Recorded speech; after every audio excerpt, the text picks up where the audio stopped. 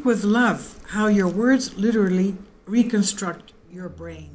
Well, this is something that is not new. Most of us know, for example, how the loving words of a mother for her child when the child doesn't feel well, or if he's scraped his knee or his elbow, or if he's sick, how the child reacts to that. The love and the language, the frequency, the tenderness of the speech, of course, make the person feel better. This is on Humans Are Free by Alexander Light. The words you choose to use can literally change your brain. Dr. Andrew Newberg, a neuroscientist at Thomas Jefferson University, and Mark Robert Waldman, a communications expert, collaborated on the book Words Can Change Your Brain. And in it they say a single word has the power to influence the expression of genes that regulate physical and emotional stress. When we use words filled with positivity like love and peace, we can alter how our brain functions by increasing cognitive reasoning and strengthening areas of our frontal lobes. Using positive words more often than negative ones can kickstart the motivational centers of the brain, propelling them into action. On the opposite end of the spectrum, when we use negative words, we are preventing certain neurochemicals from being produced, which contribute to stress management. Each and every one of us are initially hardwired to worry. It's how our primal brain protects us from dangerous situations for survival. So when we allow negative words and concepts into our thoughts, we are increasing the activity in our brain's fear center, the amygdala, and causing stress-producing hormones to flood our system. These hormones and neurotransmitters interpret and interrupt the logic and reasoning process in the brain and inhibit normal functionality. Please support my Patreon channel since YouTube has again demonetized my YouTube channel.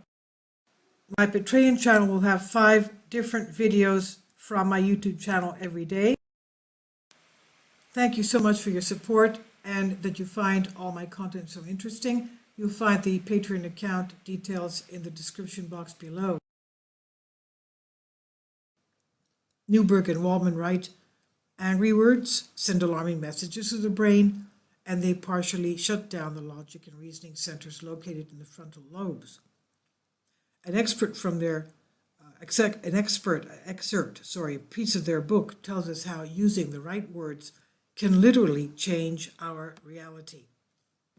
They said by holding a positive and optimistic word in your mind, you stimulate frontal lobe activity. This area includes specific language centers that connect directly to the motor cortex responsible for moving you into action. And as our research has shown, the longer you concentrate on positive words, the more you begin to affect other areas of the brain. Functions in the parietal lobe start to change, which changes your perception of yourself and the people you interact with. A positive view of yourself will bias you towards seeing the good in others, whereas a negative self-image will include you towards suspicion and doubt. And over time, the structure of your thalamus will also change in response to your conscious words, thoughts, and feelings, and we believe that the thalamic changes affect the way in which you perceive reality, they said. A study done by Positive Psychology further elaborates on the effects of using positive words. A group of adults aged 35 to 54 were given a nightly task of writing down 3 things that went well for them that day, including an explanation of why. The following 3 months showed their degrees of happiness continued to rise and their feelings of depression continued to decline. By focusing and reflecting on positive ideas and emotions, we can improve our overall well-being and increase functionality of our brain. What words do you choose to focus your energy on? If you notice your life is not exactly peachy, try carrying a journal with you to keep track of how often you use negative words.